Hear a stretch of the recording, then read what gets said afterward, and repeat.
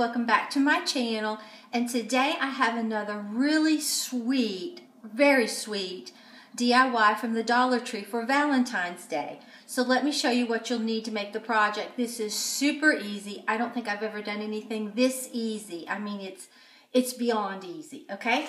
What you'll need is just a card, and Dollar Tree has so many beautiful cards. I hauled this one in my haul not long ago that just says love, and these letters are sort of a silvery gold color, but it's hard to tell. They're more silver, I believe, than anything else. And I saw some when I did my shop with me with like balloons for Valentine's, anything like that you could use. And then just pick you a 5x7 picture frame from the Dollar Tree. This one is that silvery gold that's in this. It matches exactly.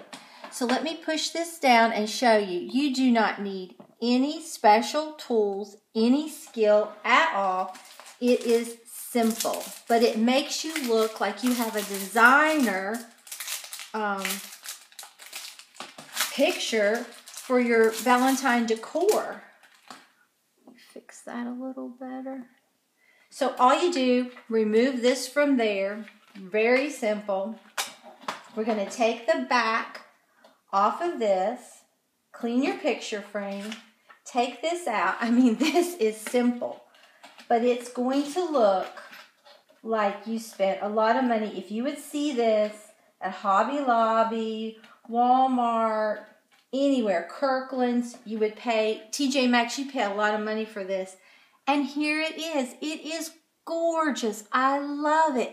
I love how the silvery gold, but like I said, it's really more silver. I love how this picks up on that. And it's just so feminine and delicate.